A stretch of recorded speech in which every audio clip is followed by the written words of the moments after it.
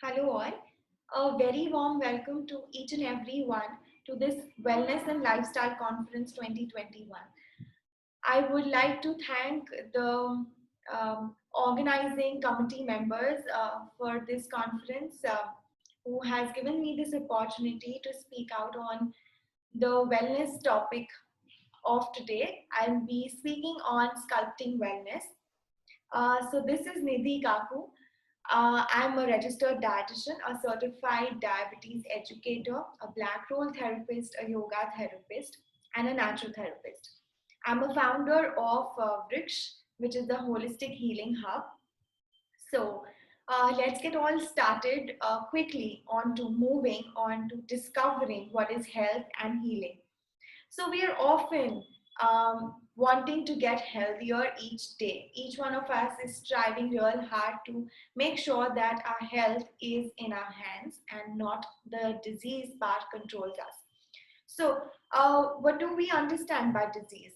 It's dis-ease, it's discomfort.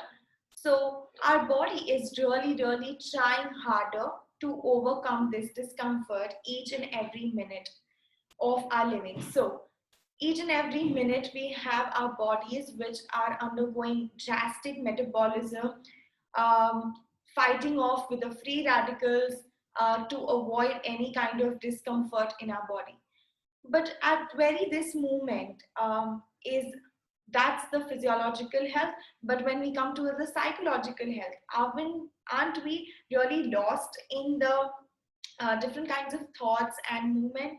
So in the past, or maybe thinking about future, or coping up what is the real status going around us. So all of this really puts us into a big question: are we really healthy in terms of psychologically or physically or spiritually? Are we orienting in the right direction of health? So let's start, let's decode what is going on exactly within us to overcome the fights within us and to move towards a better health status. So, moving on to the very first cause of why do we really feel uneasy? Are we really trying to cope up with the limitations or the rules or the norms set by the society? If I do this, then I will go against the society. If I do this, that's really not accepted by the society. So, are we trying to follow and go connect ourselves with the society norms to get a idealistic identification? So that's number one. So it may be as simple as taking up a profession which may not be correct to according to the society norms. So that's number one.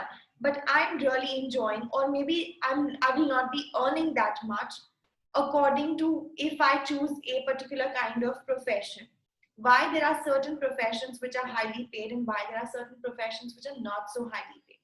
So this starts with the discrimination between the a simple example profession which might actually kill us down in identifying or choosing our new skills, developing new skills, and taking up that kind of profession which gets us earning high.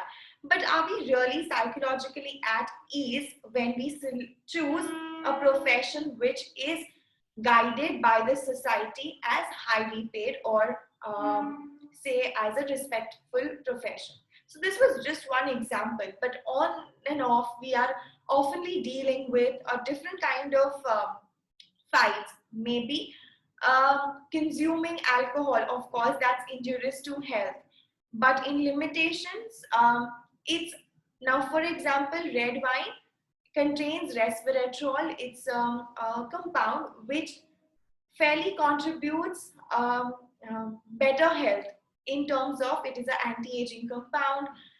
It increases the good cholesterol. So all of these, combinations of what's right for me, what's wrong for me, it's a constant fight between yourself, your needs versus the society needs. So we are often trying to regulate ourselves among what's right and what's wrong.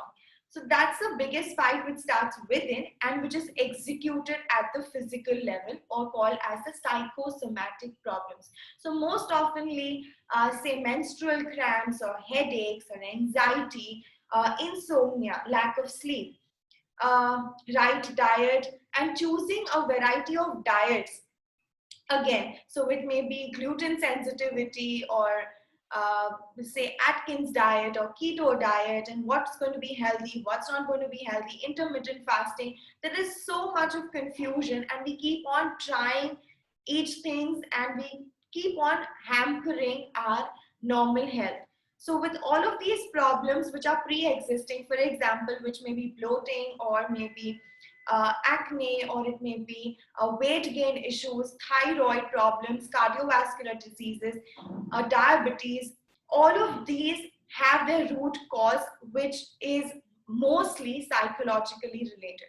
So it's very, very important so that we cut off on the psychological muck, or do we start clearing out this psychological muck or the psychological discomforts what we are facing. So right from relationship issues or friends, or when we interact with friends, most oftenly we're not able to speak out what's the truth, often. So otherwise someone might feel angry, or someone might not like the way the things will. For example, if my friend bakes a cake and she gets it to me, if I want to, if the cake has not turned out to be that good or that nice, but I still say no, that cake is turned out to be very good, very good. So I'm hiding a lot, many things. I'm keeping too many things to my own self. For example, if you're uncomfortable in a relationship, right, we often try to keep things to ourselves, keep it immense, and this all, things try getting closer and closer and closer. So there's no end to the, psychological muck which is being absorbed by your body. It's also being a lot, many times it's being accumulated in your body, and it's throwing out in the forms of physical aches and pains, causing a lot of discomfort to your body, and causing the root cause which of most of the major diseases, right from cancer, diabetes, cardiovascular diseases, and so on. So it's very, very important to make sure that you're psychologically completely off, all of these clutters which makes you uncomfortable. So start with your daily routine. Start with your own self. How clear are you to yourself while communicating? Whatever is comfortable with you, are you able to speak to your body? Are you able to pat your own self when you achieve your goals, or when you do something good? So that's what makes you a better communicator to first to yourself. Once you're able to communicate to your own self, once you're able to identify what is hindering your growth, what is hindering um, achievement towards your passion, that is when you start, liking and understanding yourself. And so that self-talk becomes very, very important. And make sure you start with a positive self-talk. It's okay. It's okay if I come across a failure. It's okay if I fall down in my journey towards my achievement. It's okay if my boss does not understand the way I think, but I surely make sure that I am really clear with my thoughts, my ideology, and my achievement towards my goals. So very, very important. Make sure that what's within you is coming out. And if some of them are really not clear, they really cannot understand between uh, what am I really made for. So some people are really confused that what should I take up as my profession, or what should I pursue in life. So that is where you start thinking and start communication. So that is the very first step. You can start writing down your interests, and you can start working on your interests. Also daily you can challenge out yourself with a new goal. For example, today I'm not a good, say I'm not good at cooking, or I'm not good at baking. Let me try out something new. Let me try out baking. Let me try out my hands on some cooking. I am not a good, I'm not good at singing, but let me try that out. So set yourselves a different challenge each day to reach out to the maximum skills you can expose yourself to. So which is again very, very important. This will also help to stimulate your brain cells to develop new neurogenesis happening and taking you away from all kind of the neurodegenerative diseases like Alzheimer's, Parkinson's, and keeping your brain healthy. Number one is very, very important. This will also help you to get a better self-identification, a better self talk, positive talk that will actually help you to reinforce yourself, uh, to get yourself closer to who you are and what is your purpose in life. Make sure you have a living purpose in your life. So each day, set your goals and try to achieve your goals. It's not, it may just be a simple goal, like, for example, just cleaning up my cupboard. That's a very simple step to get your anxiety levels under control, to get your stress levels under control. So that really helps. Few studies have shown that only doing a simple activity of cleaning out stuff can help you actually organize yourselves better. So that's very, very important. So once you make sure that you are designing new challenges for yourself and you are achieving them gradually, if your first day your cooking recipe may now not turn out to be great, or first day, or you may try being a poet, or you may try to express out words or verses of few lines, few words put together in combinations.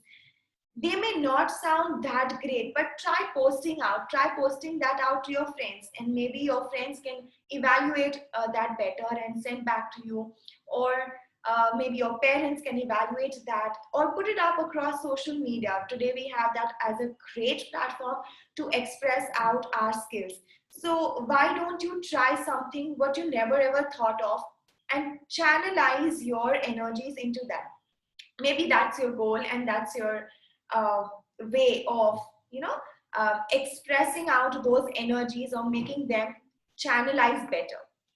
So which is very, very, you will also understand the self-worth with each activity and each skill you unleash and you discover with each new activity. So that's very, very important.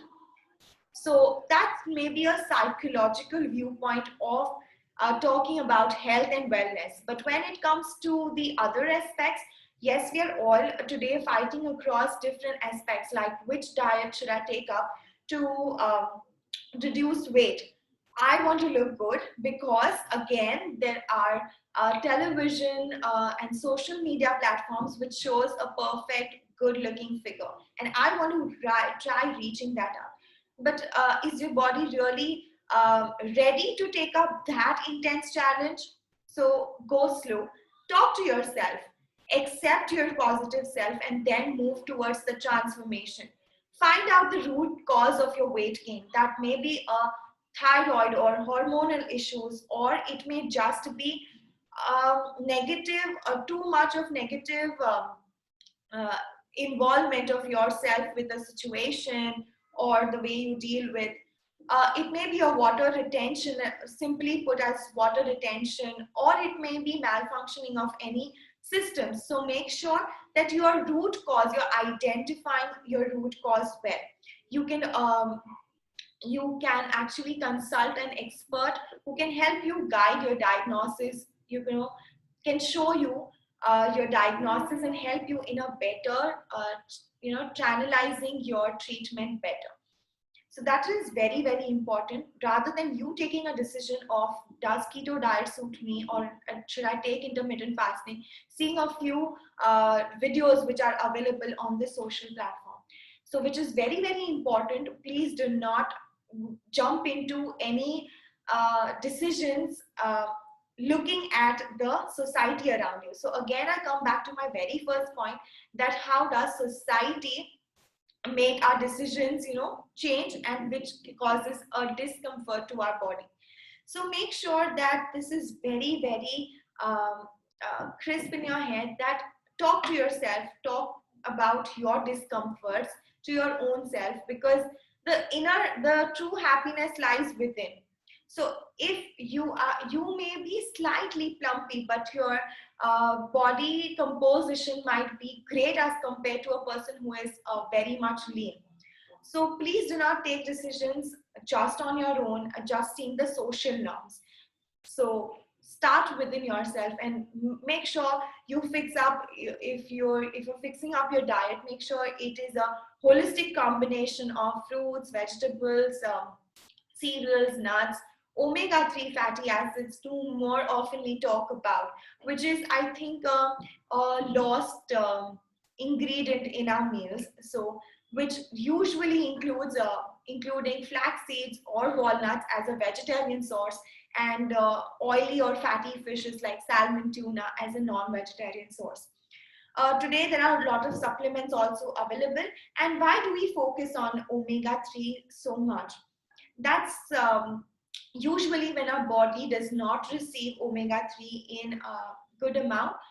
The body fat is actually broken down to synthesize something which is similar to omega-3 in its functioning for the prostaglandin function, production and the other functioning. So it is very important as an ingredient which works as an anti-inflammatory, anti-aging, and provides a healthy skin, hair, and so many other functions of omega-3. But majorly, lack of omega-3 or omega-3 deficiency has been again linked to a couple of cardiovascular diseases, diabetes, metabolic syndrome, obesity, and so on. So it is very, very important to keep yourself youth, rejuvenating. That ingredient is key. Along with omega-3, we have so many other nutrients which play a vital role in energizing your systems.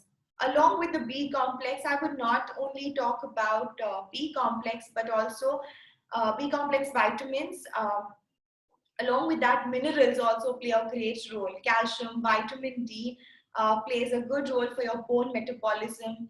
And supplemental use today is that people do take whey supplements, people do take multivitamin supplements. So make sure your supplements are not your food. Your supplement just supplements your meal. For example, if your meal is good in your vegetable, fruit, whole grain cereals, whole grain pulses, nuts, oil seeds, milk and milk products, which gives an adequate amount of calcium, you will only require least or minimum amount of the supplements. So make sure your supplements, they just supplement your meal. So what is lacking in your meal would be supplemented by the supplements and not the whole thing. So people might just have junk food, a lot of fast moving foods, so like biscuits and processed cereals and so on.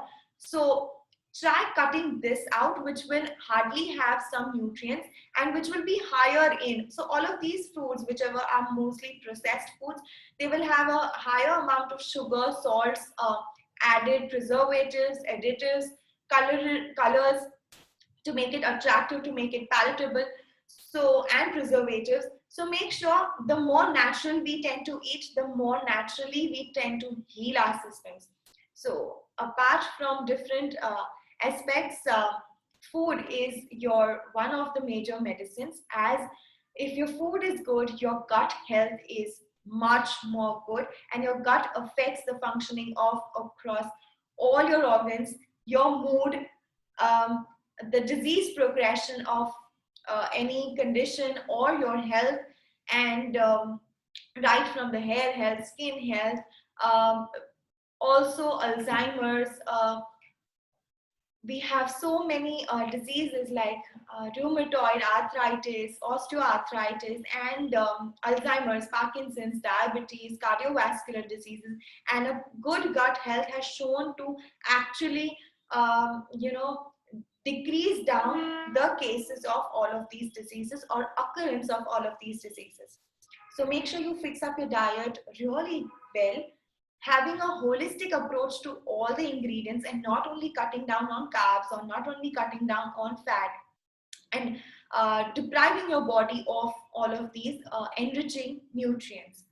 So next we move on to a very important factor, what we often neglect is our sleep.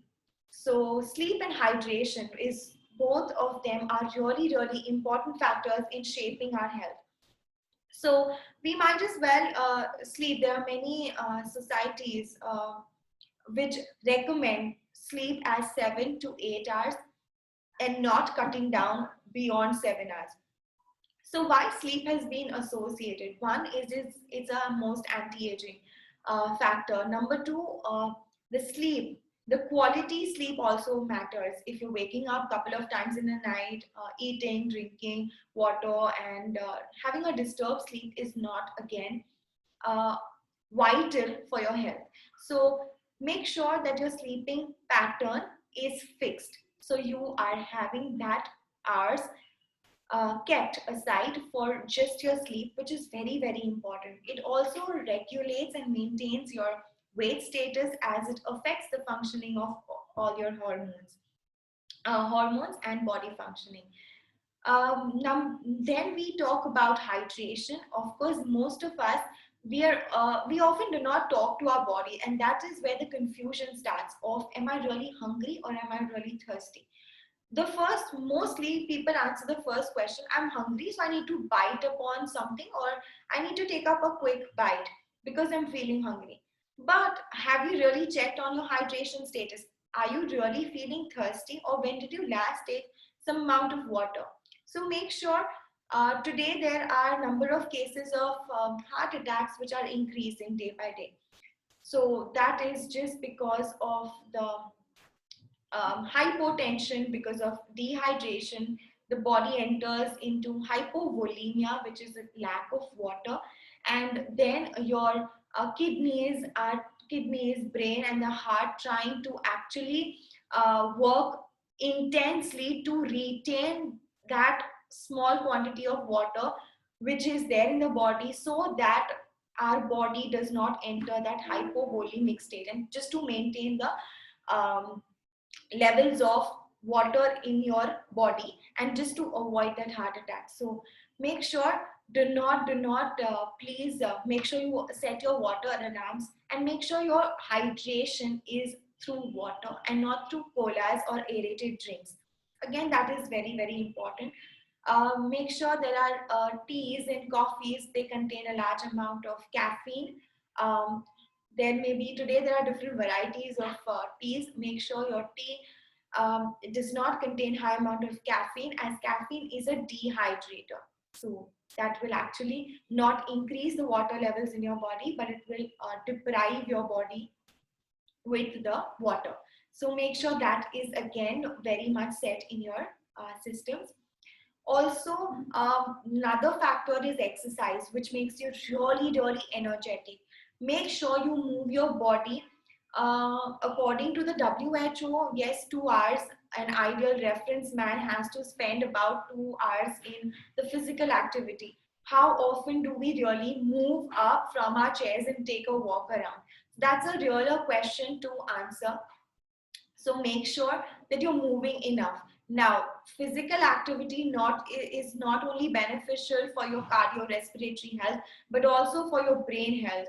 It also helps to improve on the number of neurons and the synapses. That has been shown by many studies, that physical activity has a major role to play in concentration, memory, focus, and so on.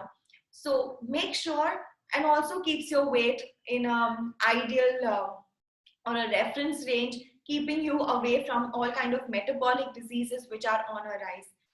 So another thing is you breathe and also you relax. So adequate movement, along with that adequate breathing exercises, which is very, very must. Most of us maybe are into a profession where it requires a lot of talking, or some of us may just be on our computers or laptops working the entire day, maybe in a wrong posture. So wrong posture also has a direct relationship with your breathing pattern. So as you stooped down, your posture is not correct. Your total oxygen saturation would also drop because of the wrong posture.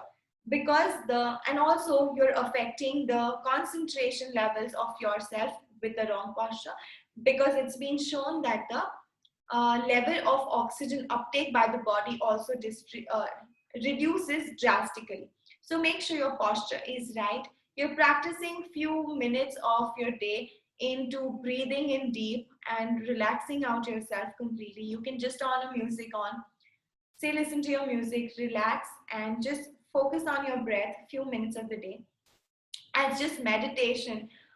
It was shown by a study where meditation for just maybe 15 to 20 minutes of the day on a daily basis has drastically improved the brain functioning and the anti-aging effects of the body. So it's very, very important, very, very crucial to spare this time of yours rather than checking on our feeds and posts. Rather than that, you spend your some time into within yourself talking, say having a positive reinforcing talk, and making sure that you have some time for yourself for breathing, and indulge in what you really like doing. So your hobbies, take a step closer and make sure that at least you have some amount of time for your own self and your own recreational habits every day, if not every day, at least once in 2 days. So that helps you detox yourself from all kinds of stressors and aches, body aches, physical pressures. Also, people who are having graying of hair and irritation, irritability, stress, anxiety, panic attacks, insomnia, this remedy works the best. You do not need any medication pills, to pop in and to relax down your system. It's just you are your recreation away, and all of the points we just covered.